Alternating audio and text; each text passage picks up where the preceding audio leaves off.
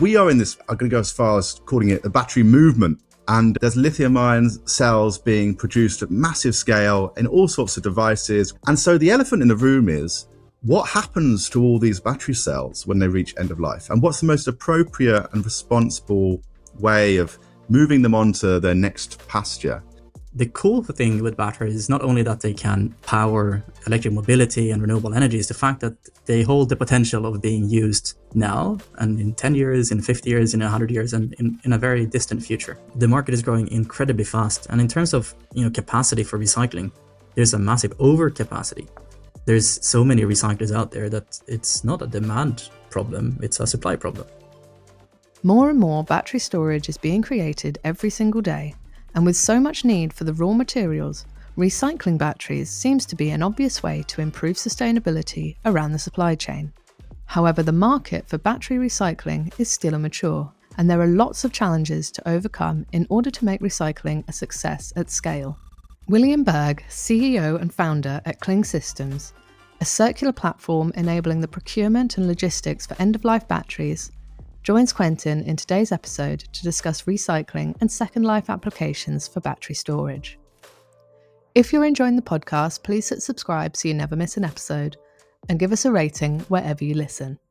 Let's jump in. Hello, welcome to the podcast. Hi, Q. Thank you very much. Today, we're going to talk about one of the big elephants in the room, and I'm so glad that you're coming on to talk about it. We are in this battery industry. I'm going to go as far as calling it the battery movement. And there's lithium-ion cells being produced at massive scale in all sorts of devices, grid scale, all sorts of things happening with batteries.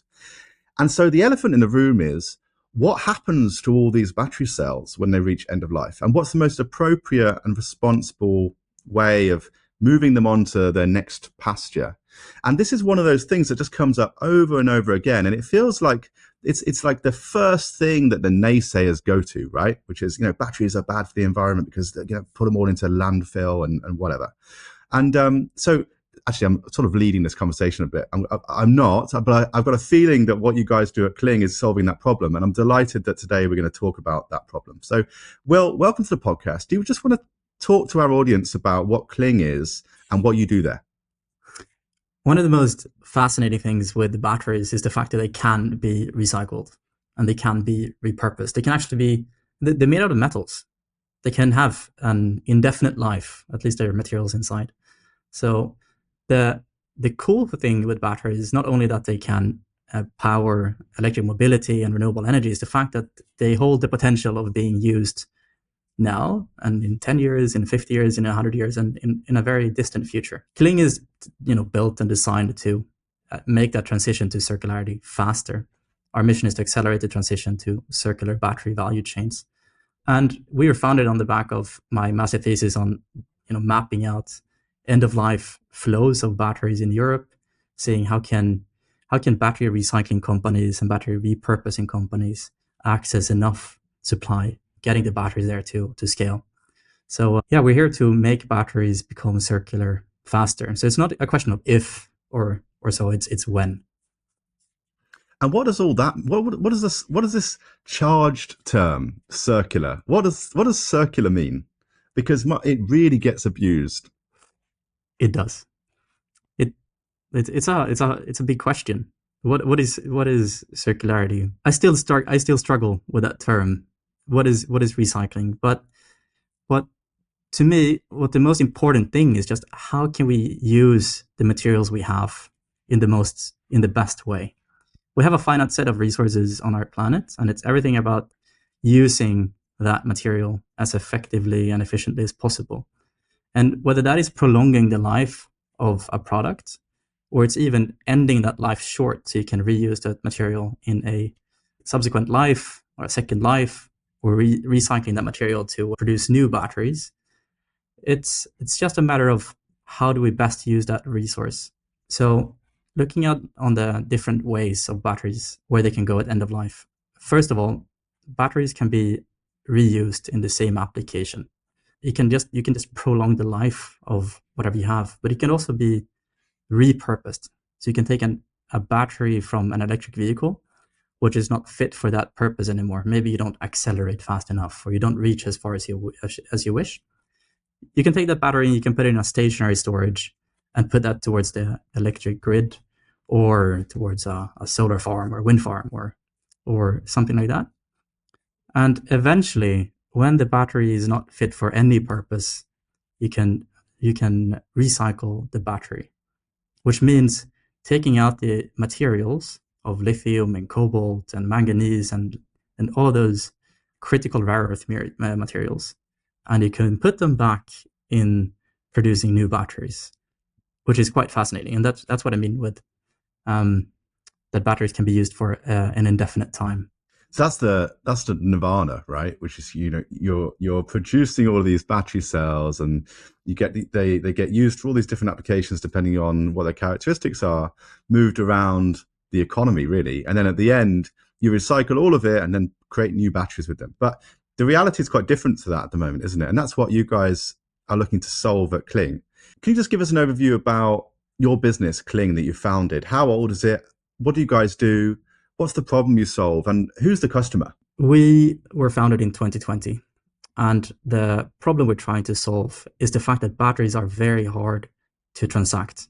They're hard to buy, they're hard to sell, they're hard to move. So we're developing the solutions to make that more frictionless.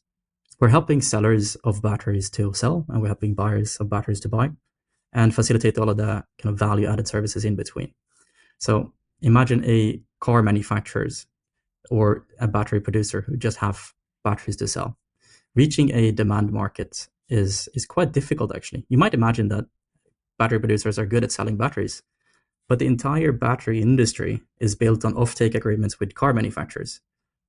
So when the EV market is not growing as fast as it was expected, there's currently a massive oversupply of batteries, meaning there's just batteries all over the place on shelves and in warehouses. And the battery companies are not designed to sell those batteries, because they were designed to sell to one very, very large buyer, which would be let's say a German car manufacturer. So we're helping battery producers to sell into other type of markets. And on the other side, it's about helping battery manufacturers in terms of energy storage builders and battery recyclers to access that supply market. So if you're a battery manufacturer building energy storage systems, like, how do you find the right supply? How do you know which cells to buy, which modules to buy? This is a very early market, and sourcing those batteries is hard, especially when the sales teams at car manufacturers and battery producers just are not designed to sell those batteries. Equally, as a battery recycler looking to recycle the batteries, like, where do you source your supply from? The batteries are everywhere and nowhere, and it's such a fragmented market. It's hard to actually just procure supply. So we come in the transaction phase of batteries. So you guys you're interacting with the big battery cell manufacturers, also the big off-takers and some small off-takers, and then that's the new kind of the first life battery world. But then you're also supporting second life and recycling too. Is that right? Yes. So on the second-hand market, it's companies who repurpose batteries, take EV batteries and give them a secondary life in a stationary storage.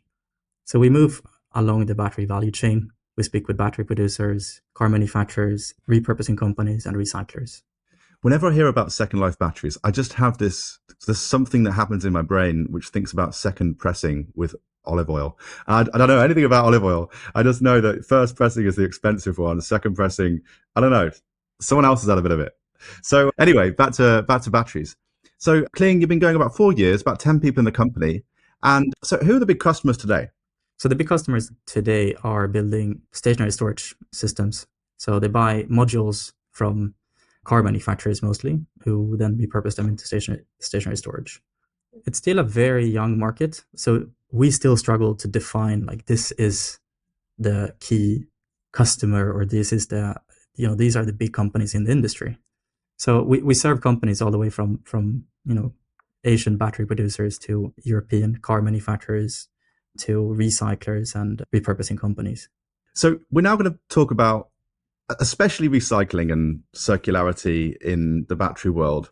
And the reason why this is so important is because we've actually never had anyone on this podcast talk through battery recycling in great detail. I know you know a lot about it. But before we get there, could you just give an explanation of what circular versus linear economies are? Yeah, no, I think the easiest way to describe a circular kind of ecosystem is where there's no factories. There's no one producing what you want. What you do is you have to scavenge for whatever is there, and then you have to make the best of it. I think that's the easiest way to understand the difficulties with a circular market, is because there's no one producing what you want. You have to be the one adapting your business and your operations and your manufacturing to what is available, rather than you setting the criteria saying, this is what we want to build, this is what our customers want, and you can go to a factory saying, please build this. So it puts the adaptability on the buyer rather than on the seller, which makes a quite weird market dynamics compared to linear systems. All right, let's get to the difficult subject. How bad is it right now? So battery recycling and the environmental impact / damage of battery cells at end of life. I know you spend a lot of time thinking about this stuff. How bad is it right now? It's not very bad at all. The market is growing incredibly fast. And in terms of capacity for recycling, there's a massive overcapacity. There's so many recyclers out there that it's not a demand problem, it's a supply problem. There's not enough batteries to fill the recyclers. No way. Yeah, I mean, it's a very fast growing market, battery recycling, and there's recyclers all over the world. And so it's a global market. There's recyclers in the US, in India, in Asia, all around Europe, that all compete for the same supply. So I wouldn't say it's bad. I would say it's slow, and it's also depending on like whose perspective you have. If you're a European recycler, it's pretty bad. You have high cost of operations. You are late to the game. And there's no or very little public support or public funding.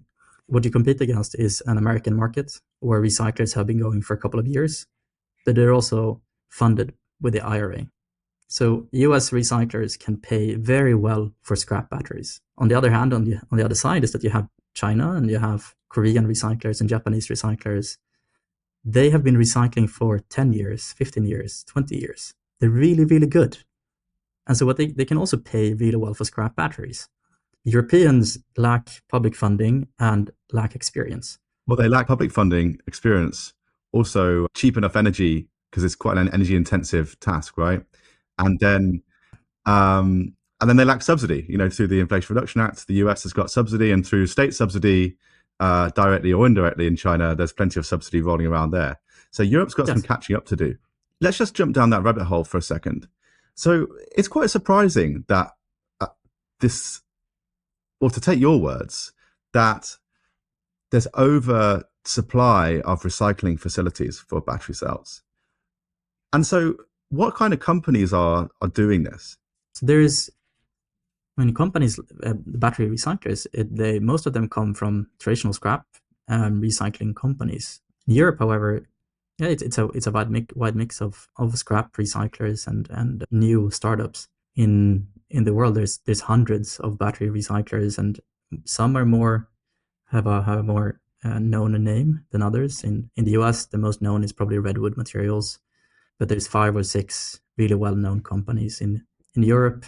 If I want to highlight some to support our fellow, startups, there's a German called 20, who just today raised 11 million euros in their seed funding, which is fantastic. So I'm very happy to see, funding going into European recycling, which is very important. So what does it take to recycle a battery? That is a bit of a basic question, but let's break it down. So you get some cells in as scrap, and you buy them from, at the moment, before your company came along, right? So I'm a recycler. I need to find some scrap batteries. Where do I find them? And then what do I do to process them? And how effective is the recycling process at getting those rare earth metals out and the other materials that are of some socioeconomic value? To access supply and go and actually buy batteries, you would have to have a procurement department or a procurement person. This person is traveling around and meeting and shaking hands. That's mostly how you access supply. Old school. Yeah, it's an old school. I mean, this industry is built from scrap trading and scrap recycling, and like the recycling industry is, it's as old as as trade almost. We've just taken old stuff and we've done new stuff with it. It's a very, very old traditional industry with a lot of pride and a lot of best practice, but it comes from a personal, relationship driven ways of doing business, which is fair enough. But for you as a recycler, if you like traveling, that's fantastic. You would have to travel around. You meet a lot of people, you shake a lot of hands. But once you've had identified supply and you can make a good offer for that, and you've acquired it and you've transported it and you've had done all the paperwork for moving hazardous waste out of that country into yours, and you have it in your facility, then there's two things you're doing. The first one is shredding the batteries and separating out something called the black mass. This is the cathode and the anode material, which is the good stuff. You've separated out the organics and like low material value or value materials. So just to be clear, when you say shredded, an actual shredder, a big thing with jaws that shreds things. Jaws, yes. Yeah. Okay. Yes. All right. Now I'm listening. Yes. Yeah. So you have like a big shredder. You can have many, like, what do you call them? Hammer mills. Smash those batteries. It's a lot of noise. Like when you walk through a battery recycler, you want to wear ear protection. So it's a long line with a lot of shredding and milling and so on. And by the end of that, you have a white bag full of black mass. Either you put that again out on the market, you try and sell it further to other recyclers, which is the most common thing to do. Hold on, this black mass, there you go. This black mass is all the different materials all mixed in together, or have you already separated them out? You've separated out some materials, but all the cobalt and the nickel and graphite and manganese and lithium is inside there. Okay, so it's like a lucky dip. Yeah, I mean, the black mass is a very highly traded commodity at the moment, and it's growing very fast. We see new European regulations trying to keep that within Europe, making it harder to export. At the same time, China is opening up import of black mass, which has been a trouble, or it's been a challenge before, because China has put up barriers for importing waste, which makes sense. They don't want to be the dumping place of the world, but now they want to have black mass dumped on their market. It sounds almost kind of magical, right? This black mass moving around the place. Yeah, it's beautiful. But if you don't do that, or if you send it forward, what happens is that you put it in a hydrometallurgical process, and that's where you leach out the materials from there. That would actually then later go into battery production. What does that mean? Leach out?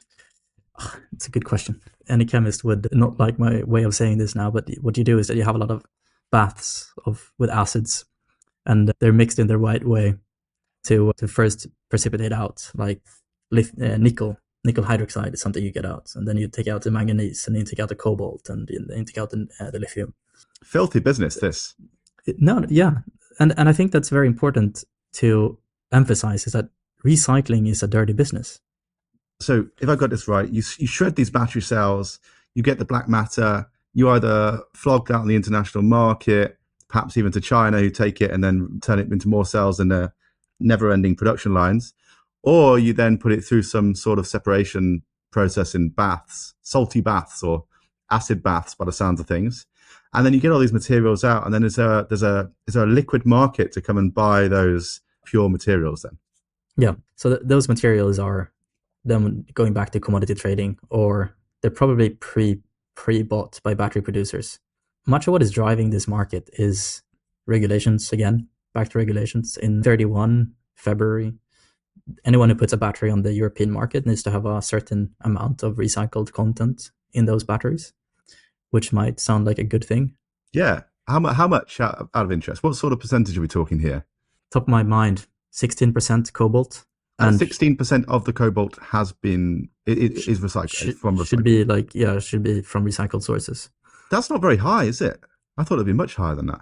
There's probably not enough supply to make that happen. And so what's currently happening is that anyone who wants to put batteries on the market in 2031 Some of them are already stockpiling batteries, holding them from recycling to recycle them in 2031 so that they can get the material down, put it in production. Is this for real? This sounds like a conspiracy theory. Is this real? It's real. So that's one unfortunate consequence of putting future recycling quotas into battery production or batteries put on the market. There's another consequence as well, which is it has proven or it has demonstrated that there is a big market up ahead. And whoever is surviving or living in 2030 has a really good business because there's going to be a premium on recycled content or recycled material that goes into batteries. What has happened, unfortunately, is that it has probably pushed the battery market to grow or recycling market to grow too fast, too early. So what I mentioned here is earlier about there's more battery recycling capacity than there is batteries on the market. So you pay more for recycled materials than you do for to come back to the olive oil adage, your second pressing is actually more expensive than your first pressing. Yes.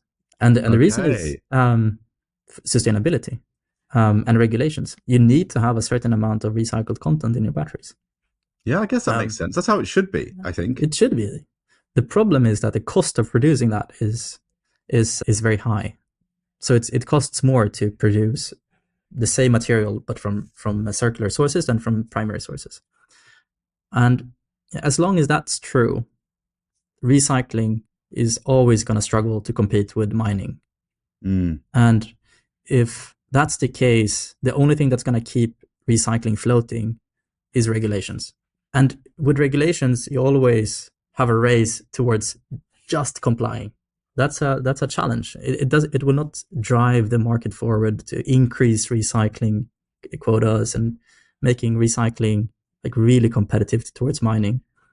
But that's the key point here, right? Because there's some materials or there's some things out there that you can buy where the recycled version or the second life version is cheaper. Like a used car market. I know this isn't quite the same, but you'd expect to pay less for a used car because it's been used, right? And there's going to be people in the comment section on YouTube saying, "What an idiot!" That's obvious, but this is different because if we want more recycled material in our battery cells moving forward, then the input costs are going to be higher because processing them is more expensive than just getting them out of the ground because it's so cheap to get them out of the ground, which is sort of the problem, isn't it?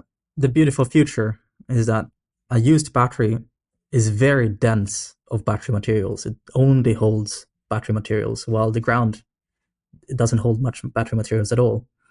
So when battery recycling is at scale, ideally and hopefully, and what we work towards is that recycled material is actually cheaper than primary materials because you have everything there. It's just about shredding and doing some leaching and some of that cleaning.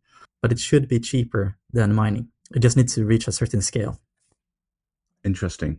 And how many so let's just take stock of the recycling industry then. So there must be various different ways to measure this, but how many batteries are really getting recycled? What percentage of battery cells end up getting recycled? And I imagine there's a geographical element to this. Yeah, what does that look like? I don't know. And the reason is it's so hard to know. It's not tracked.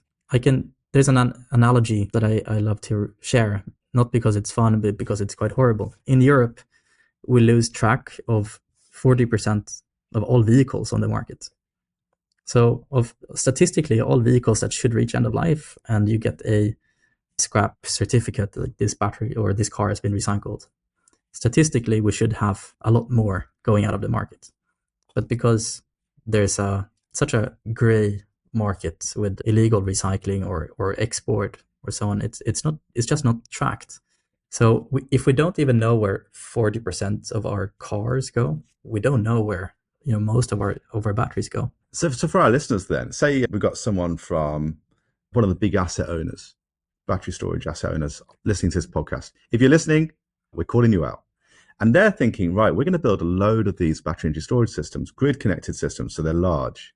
And we can choose between a load of different battery chemistries or suppliers. But we want the residual value to be as high as possible at the end of life.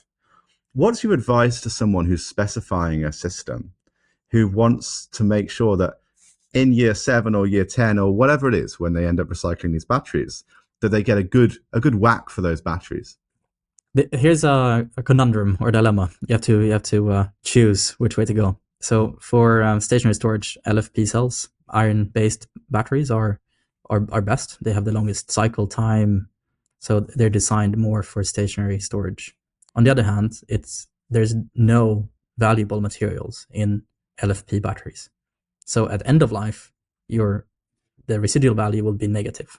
It's going to be a cost to recycle, at least and today. There's a mic drop moment there, isn't there? Because there's a lot of LFP systems being, the vast majority of systems now being built are LFP, whereas only 2 years ago, more than half was NMC.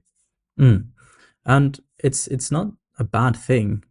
It's just it's probably a good thing, because it doesn't need any critical raw materials, which is a good thing from the very beginning.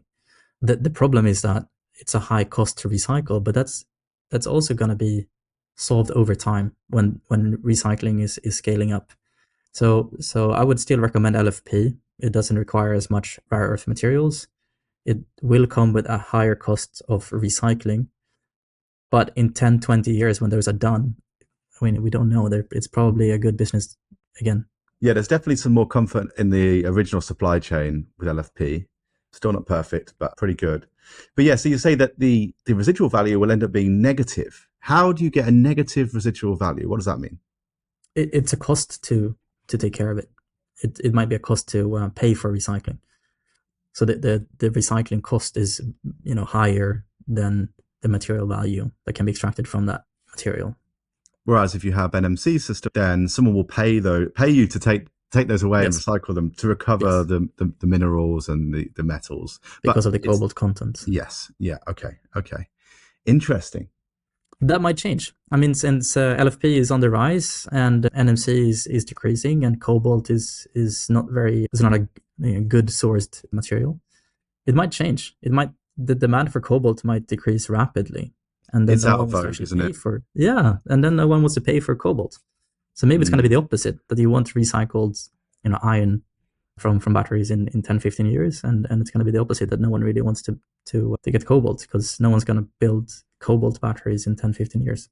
Maybe. What's most fascinating about this is, because we have so much scaling up to do, and I talk about S-curves a lot, but there is so much more efficiency to be achieved in the recycling part of the value chain that we don't really know what 10 years will look like. We just know that costs will come down. Hey, can I ask you a question then about who's liable? So if I go and buy £50 million worth of batteries in the UK or $100 million of batteries in the US, who's on the hook for recycling?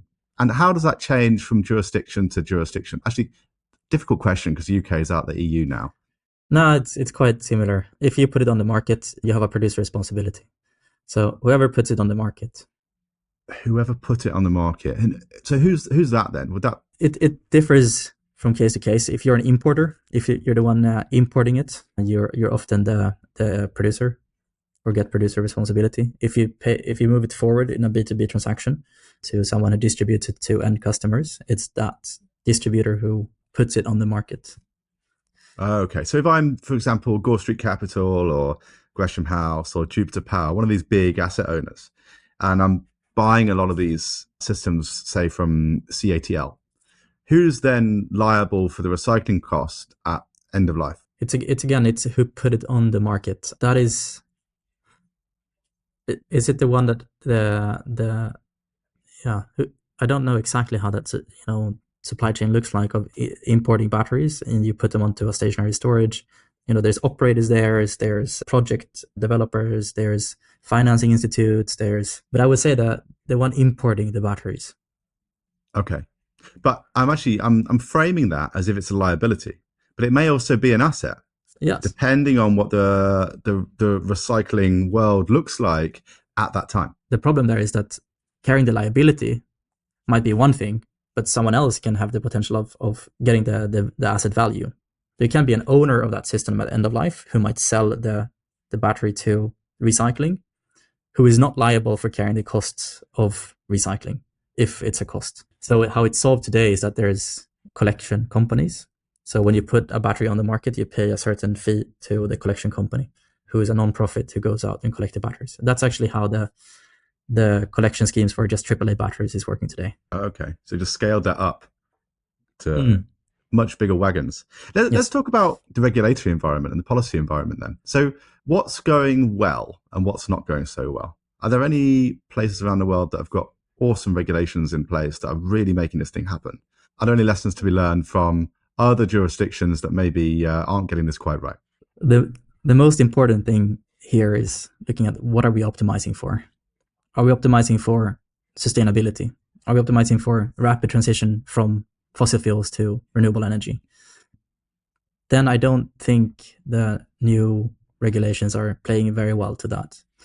I would say that the new regulations are very, very good at protecting jobs, at localizing supply chains, at managing energy security, access to raw materials, and so on. But they're not great for optimizing for sustainability. If we had optimized for sustainability, we would not put tariffs on Chinese EVs in Europe. We wouldn't have increased barriers of trading black mass around the world. We shouldn't put barriers of moving waste batteries around the world to where they are better recycled. This is like the big elephant in the room for this whole decade. It's like, do we want, I get both sides, right? We want manufacturing onshore, and I get the argument for protectionist economic policies, but if you really want to speed up decarbonisation, we're going to have to take Chinese PV solar panels and electric vehicles. It is what it is. So very, very difficult choices for policymakers to make.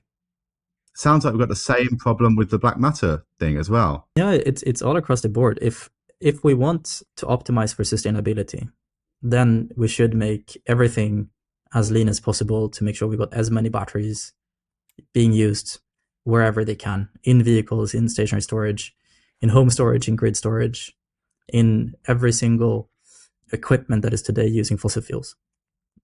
But that's not what we're optimizing for. We have to balance that with job creation, with access to raw materials and so on. And to me, the regulations are tweaked towards supply chain control, access to raw materials, energy security, and so on. And I mean, that's fair enough. But I think that's not well communicated. And there's some people lead with sustainability, but that's not what's being optimized for. But if it'd be a more, I know you always end with a controversial thought, but if I would feel it would be more honest if politicians would say that these regulations are not here to build sustainability, they're here to protect jobs. Then and that's fair enough. It's a perfectly fine argument for putting up regulations. A bit like the Inflation Reduction Act, which probably needs another name. But hey ho. Hey, I want to ask you last question before we get to the last two, right? So you think about the circular economy and battery recycling a lot. What advice would you have then, or what suggestions do you have for manufacturers or recyclers or policymakers on getting things moving in the circularity world? Making data more available.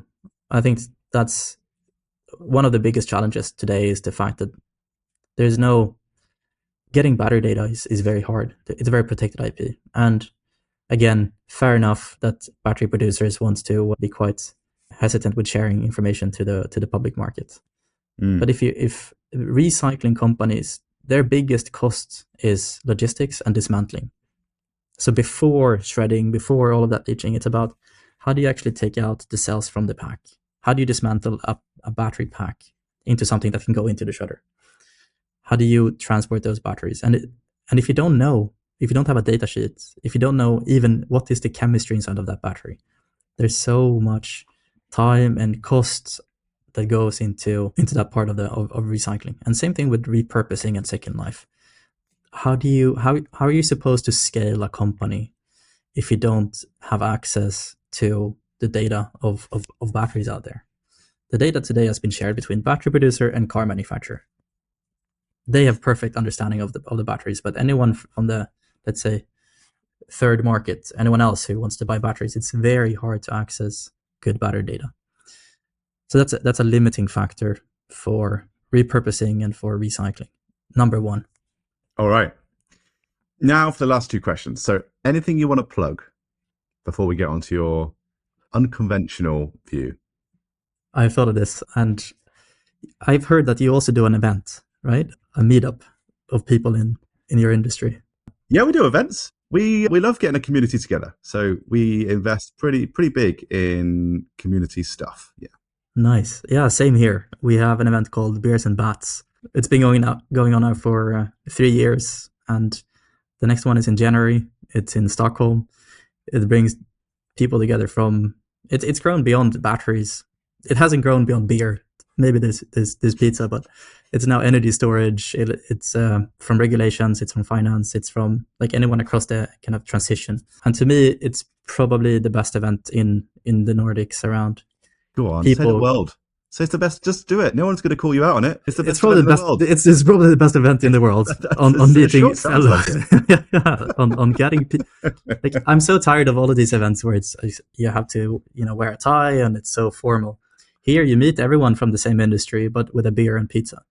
That's it. And so you meet the people behind the industry. And so far, I know companies been built from it. I know that massive business opportunities come from it, and it's not because there's a nice presentation or there's business cards being changed. People meeting, and so that's what I want to plug. Come and join us in January. January in Stockholm, the best battery event the best in the world, in the universe, in the universe. Probably the universe, yeah. Yeah, probably. I mean, of course, yeah, probably. Why not? Right. So, Will, I know that there's a bit of a big statement to come here. So imagine a drum roll in the background. What is your contrarian view? What is the thing that you believe that not everybody else does? I spent some time in Korea a couple of weeks back, and I was speaking with the Korean battery producers who were talking about, what do we do with China, and how's it now scaling up battery manufacturing while the demand for EVs is going down, and the battery industry is built on offtakes with car manufacturers. Korean battery manufacturers has been doing this for 20 years, 25, 30 years. They have the talent, they have the industry, they have the skills, the expertise, they have the knowledge, the capital, the infrastructure. It's there. And they struggle. They struggle a lot.